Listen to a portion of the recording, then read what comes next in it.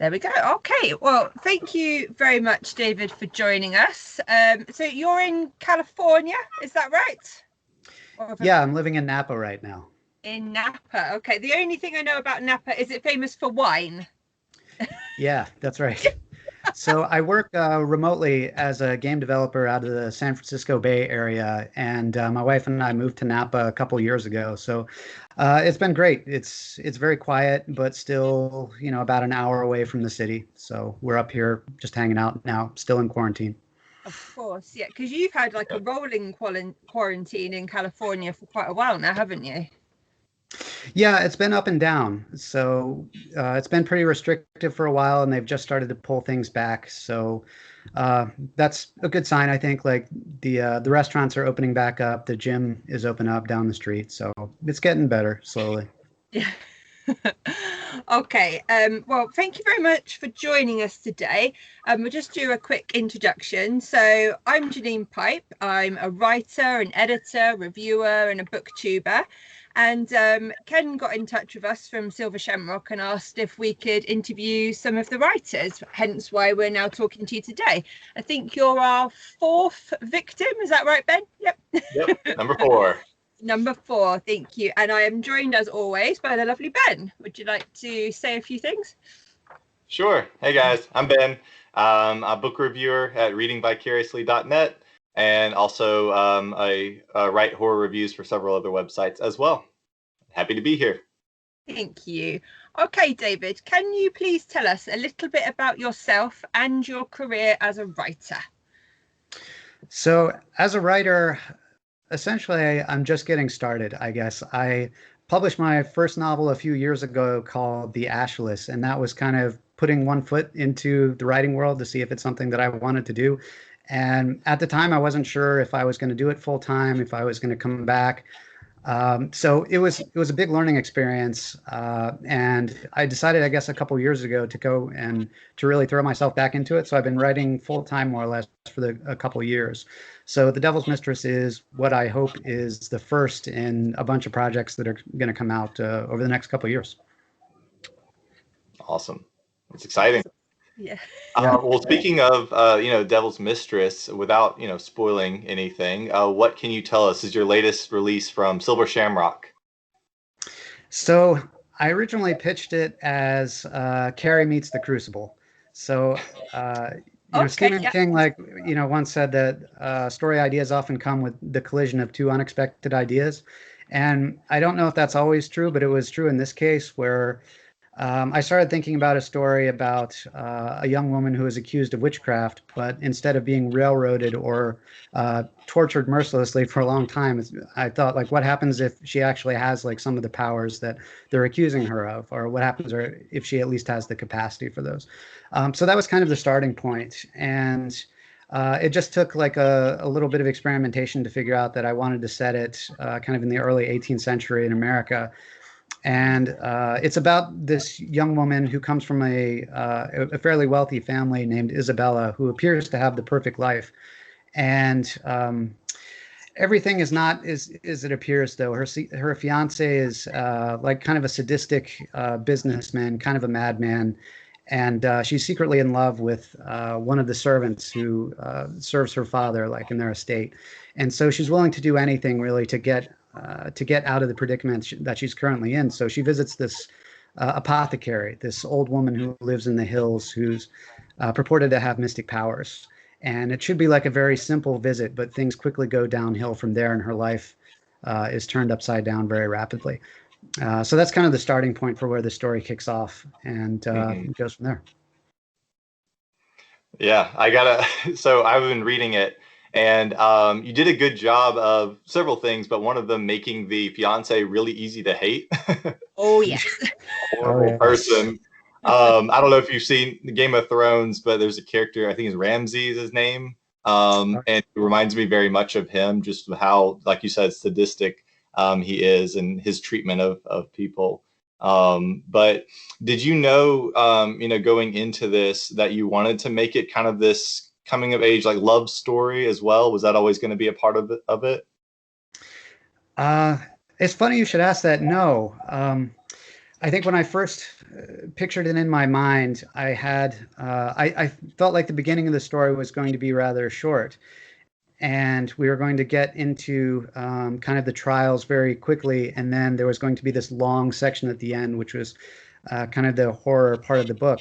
But as I started writing, I realized that there was a lot more story in the beginning that I anticipated.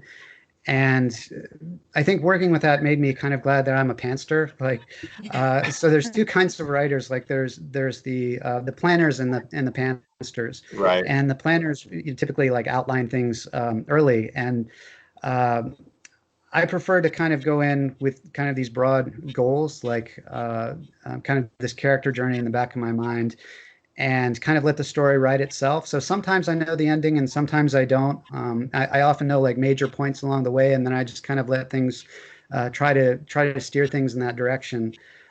So when I first started writing, like there was a lot more there than I anticipated. Like Jacob, who makes an appearance like on the first page, wasn't even really in my head. And I think if I tried to plot it out like more mathematically and tried to adhere to a strict outline, I think it would have turned out much worse. So I think some of those relationships just kind of evolved naturally, and I hope it feels like organic in that way. So, yeah. Yeah, I think it does. It felt like it was intentional. It seemed, to progress naturally. I think it's probably better for it that you do have that relationship in there. I mean, I really like the scenes in the book where they're trying to figure out if she's a witch or not. I'm glad that you also spent time kind of really going into detail on those, because those are a lot of fun. And then the, kind of more the outright horror, the final act. But yeah, I enjoyed it. Cool. Excellent. Me too, definitely. And I'm the same. I'm a total pantser when it comes to writing. Sometimes like you say, I have like a real kind of like seed of an idea, and then I haven't got a clue where I'm going with it, and it just evolves, and sometimes you don't even know and you surprise yourself. And I think that can make writing more exciting as well, rather than just knowing exactly, right, now I have to write this and now I have to write that.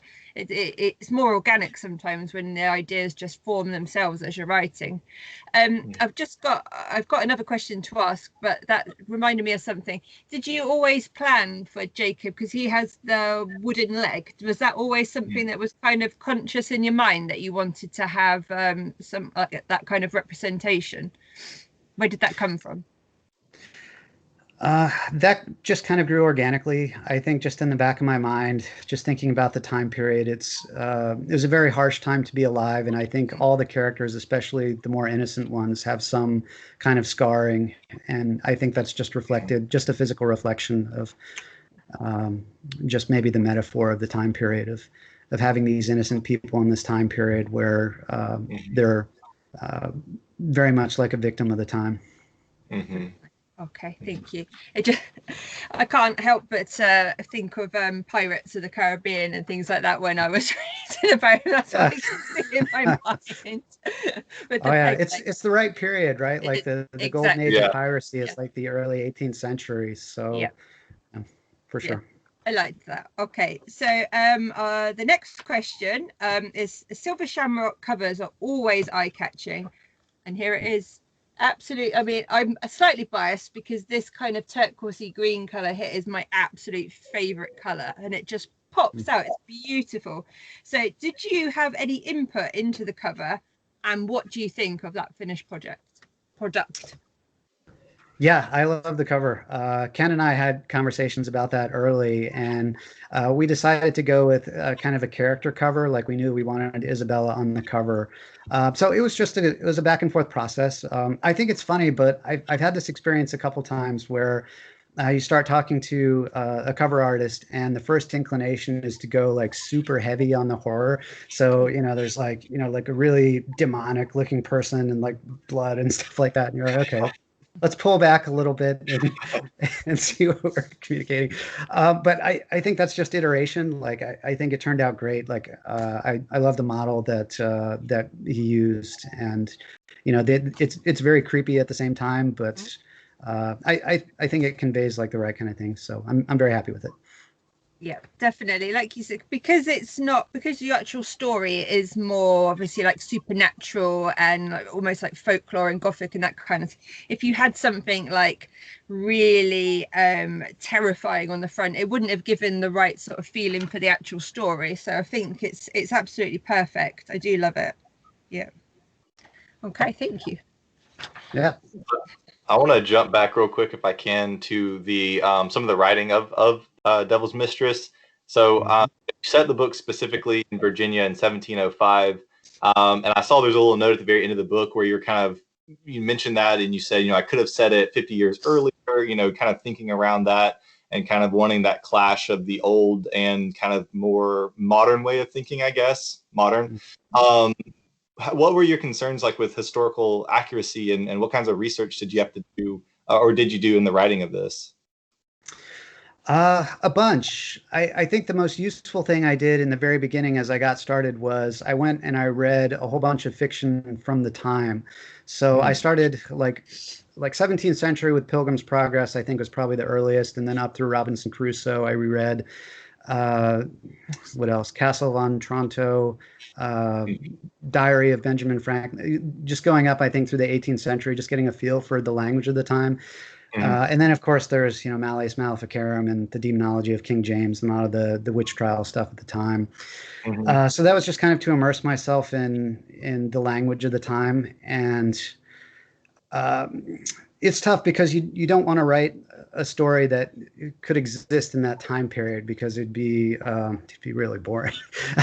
It'd be really long-winded. Like the language has come so far. But at the same time, I think you want to try to evoke the time period. So it was a struggle at first to figure out kind of the right cadence for the writing. And I have a weird process. Like for this book in particular, I think I rewrote the first chapter maybe 10 times, and just trying to get a feel for what the cadence of the language was. Like sometimes it was too long, and sometimes it was too modern. So I landed, I think, in a place where it feels like I wanted to have kind of a brisk pace, but at the same time have those things that evoke the feel of the time. So some of the vocabulary, for example, is pulled straight from the 18th century. And every once in a while, I tried to throw in a really long run-on sentence or something that you could imagine in a book from the time period. And it was funny. I had discussions with my editor, at the time, he's these sentences are really long. I'm like, I know, stylistically, we want just a couple, every now and then to remind you that you're kind of in that time period. So I hope it strikes a balance. It was tough. Yeah, I did notice that, not just in the dialogue of the characters, but you're saying even in just the narrative itself, that was kind of a conscious effort to kind of make it feel not that you're, like you said, you're reading a book from back then, but that you kind of are, though. You're back in that time period, just in the writing of the narrative. Is that what you're saying? Yeah, for sure. Yeah. Cool. Yeah, it definitely works. And obviously being British as well, I could feel, I was back there. You managed to transport me back with the language. So it definitely worked. But at the same time, it wasn't for somebody who didn't know anything about the time period, you wouldn't feel that you couldn't understand it. It wouldn't put you off if you didn't know about that time, because it's still very understandable and readable, if that makes sense. So yeah, I think you got that perfect balance between you feel like you're there, but you're not needing to pick up a dictionary or a thesaurus or something to try and understand what you're talking about. So yeah, perfect balance, I would say. Cool. Yeah, that's the risk. I think if you mess it up, then you appeal to neither genre or historical. So you have to walk the line and try to fine line there. Yeah. Okay, thank you. So you mentioned at the start that your first novel was published quite a few years ago. How do you feel that you've grown as a writer since then? And what have you learnt about the craft which helped you to write The Devil's Mistress? So The Ashless was my first novel, and I actually just wrote a little blog post about this. So your first novel, they often say you write for yourself. And so that was kind of my attempt really to incorporate like all the things I love. So it's a very like action packed, like kind of an action horror story. There's monsters and explosions and gunfights and Antarctica and intrigue and backstabbing and all these things together. And I think the story was very cool. Like I really liked writing it, but I felt like I had a lot to learn like as a writer. And I think this kind of coalesced for me. Like it actually coalesced for me when I got my first 2-star review. And this isn't something that writers ever like to talk about. But the first 2-star review I got from NetGalley was very well thought out. And it was from this woman who read the story, and she's like, it started out really strong, and I really like some of the elements, but it wasn't really a character story. And I really wanted to get more into these characters' heads and like have more of a character journey with them rather than this action and stuff there. So I kind of thought about that, and it's easy when you look at those kinds of reviews to be like, you're wrong, and it's great. But really, like I felt like I really wanted to be more of a character-centric author, like, and there's a lot of stuff that I really wanted to learn. And when I look at like my favorite authors, those are the stories that really sit with me, the ones that are really character-driven. And so after that, like I'd written a few short stories, but I just kind of immersed myself kind of in the writing world. Like I went to a whole bunch of writers' conferences. I started reading like all the time. Like I just kind of broadened what I was doing. And when I went back at it again a couple of years ago, I felt like I had a much greater understanding of the writer that I wanted to be. And so that The Devil's Mistress is really like the first kind of complete like novel that kind of has come out of that effort. And I'm quite happy with it. Like that doesn't necessarily mean people will like it, but I'm quite happy with the direction that I've been able to go because of the things that I've learned over the last couple of years. So as far as I'm concerned, I think the floodgates are open and hopefully full steam ahead from here on out. Was your first one self-pubbed, or did that go out through a publisher? It was self-pubbed. Yeah, okay. So you could say that you've already progressed, because not that there's anything wrong with self-publishing. I say that I'm about to self-publish something myself as well.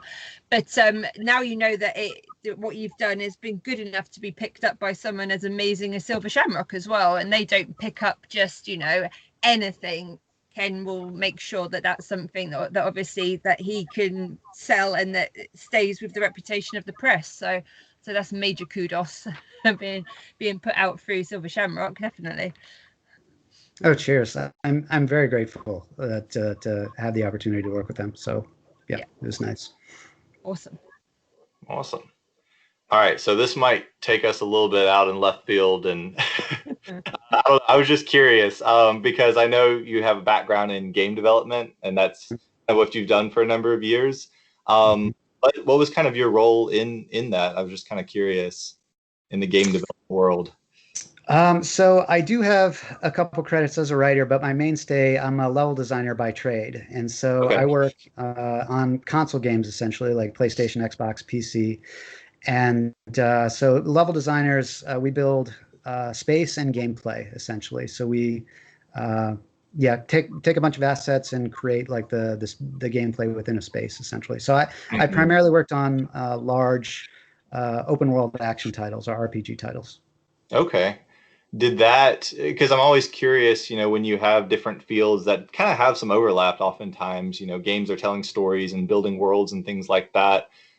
Did your work as a game developer help influence anything with your, set design of your scenes in the book or your world building or anything along those lines? Is there any kind of connection there? I think more spiritual than directly, like, okay. I haven't worked on any games necessarily that are historical horror per se. Sure. But I think just in terms of the narrative process, like working with writers, dialogue, just little things that you pick up working with writers in the game world really help.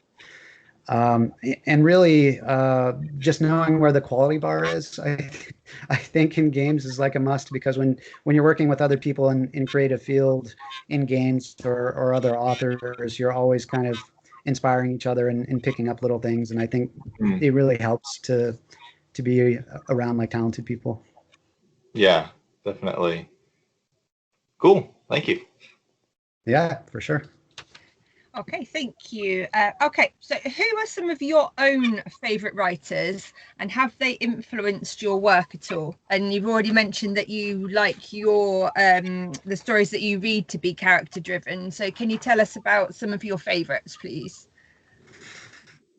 Sure. So growing up, I think my favorite writer was probably Robert McCammon and Clive Barker, Stephen King, like all the big authors. I think more recently, I feel like I'm discovering new people all the time now. Like I discovered like Tom Detty a couple years ago, Stephen Graham Jones.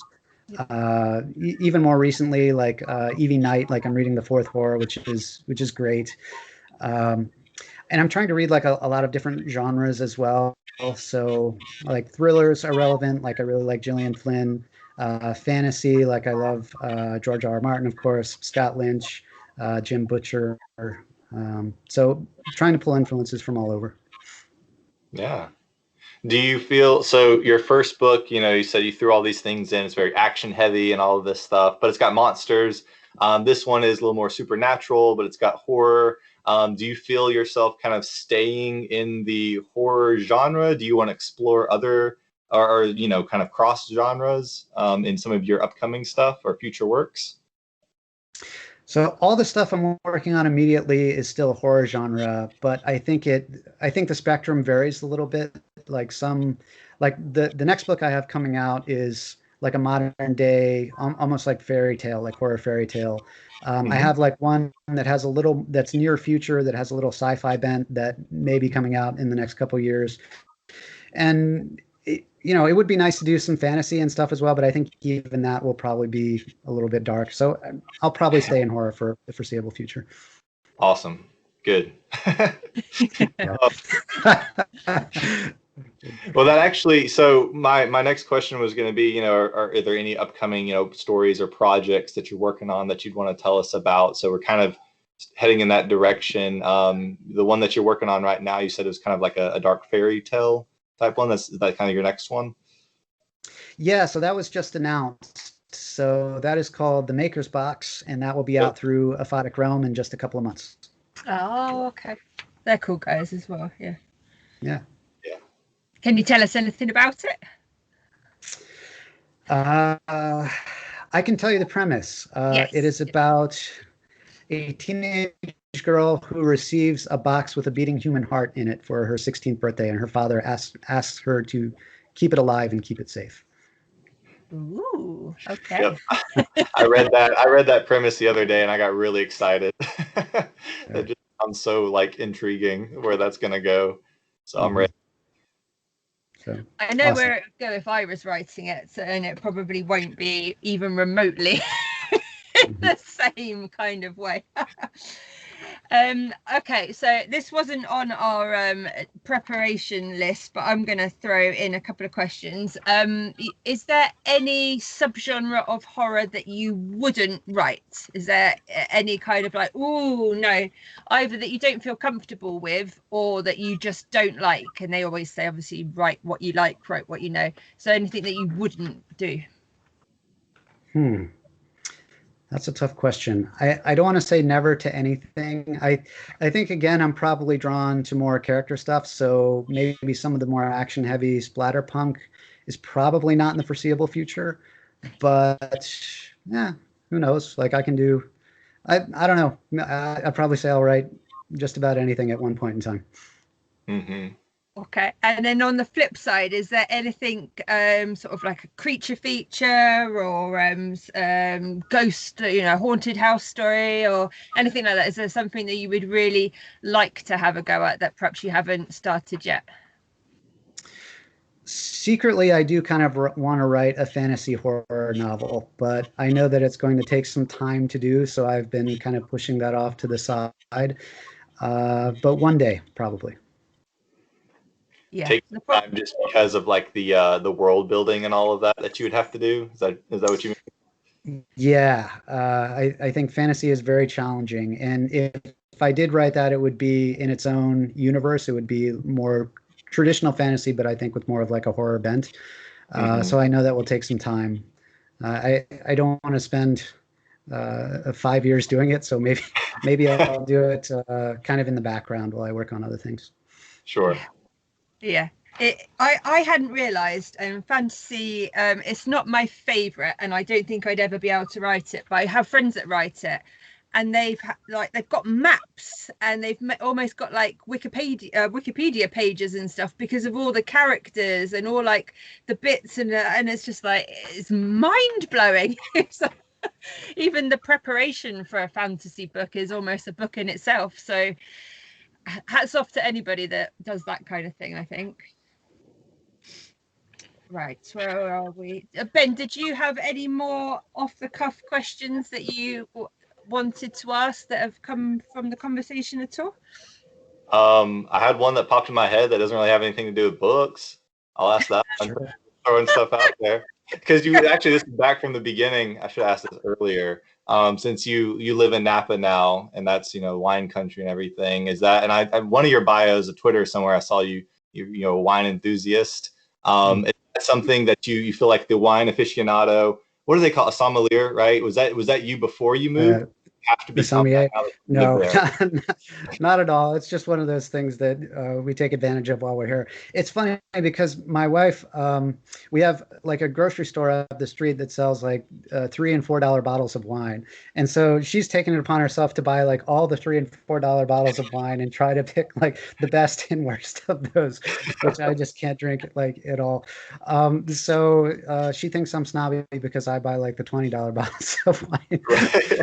But yeah, like I think there's a lot of good places around here, probably too many to count. If you're going to buy Napa wine, I'd suggest something from the Carneros conglomerate. They're usually a safe bet, like all different kinds, like Pinots or Cabernets or whatever. So that's what I drink a lot of around here. Okay, cool. I'm not a wine person at all, so any kind of like, hey, this is what you should drink. Okay, I'll try that. So that sounds good. Fair enough. And I'd be joining your wife with the $3 wine. They're great for cooking, so I'll give you that. That's it, or cleaning the sink. There you go. So what else? I'm rubbish with California, unless it's Anaheim, which is where like Disney and everything is. I don't really know. So whereabouts are you? Where's your next biggest city? So San Francisco is just south of us. So we're generally in the north. It's a little bit colder and rainier here than in LA, but it's still California. San Francisco is just south, and LA is about 8 hours south of that. 8 hours. Wow. Yeah. Okay. I know California is large, but that's like it's. Sounds like it's almost as big as Britain. Yeah. You said that, Janine. You have to drive a long way and still be in the same state. Yeah. I can go from almost one end of England to the other in 8 hours. It's just crazy. I forget how massive America is and all your beautiful states. Okay, where can people find you, David? Where can we have links to? And you mentioned your blog as well. So we'll make sure that we put them down in the links below. But tell people where we can find you. So you can find me at david-barclay.com. And I'm on Twitter and Facebook at Barclay Author. And so my website has links to my previous works. There's a newsletter. I have a free novelette that is there. It's about 12,000 words. So if you subscribe, you'll get a free book, and everything else is on there. Perfect. And you're on Goodreads and Amazon and all that kind of stuff. Yeah, I have an Amazon author page, and I'm on Goodreads as well. Awesome. Do we know when this is out? It is out now. It's out now. Oh. The paperback just dropped today. So. Oh, there we go. Yay! Happy birthday. Yeah. Oh, how exciting. Okay, awesome. Well, we'll make sure that we'll do some tweets later and get some people's eyes on it then. Okay, awesome. Is there anything that we haven't covered that you would like to either discuss or that you just would like people to know, or have you been quite happy that we've managed to cover everything? I am quite happy that we managed to cover everything. Feel free to give me a shout on Twitter or send me an email from my website. And that's it. Devil's Mistress is out now. Awesome. Well, that's brilliant. I don't know if you can see, but I've especially had my Salem mug. Oh yeah, a witch mug. Nice. Yeah.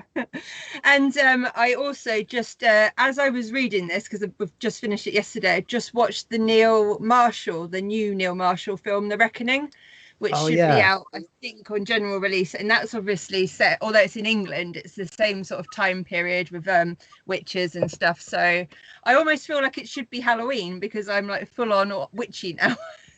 Yeah. Yeah, it's great. I'm looking forward to that as well. I like Neil Marshall. The Descent was one of the best horror movies, I think, of the early 2000s. So yes, and Dog Soldiers is the best movie ever, and I will fight people on that. You will, yeah. Okay. Yeah, I will. Yeah. Okay. Well, thank you ever so much, David, for your time. It's been a pleasure talking to you. Ben and I will be making sure that everybody knows about The Devil's Mistress. We'll both be reviewing it for you as well. And thank you very much. Awesome. Well, thank you very much. It was very fun talking to y'all. Cheers. Thank you. Okay. Take care. Bye. Bye. Bye.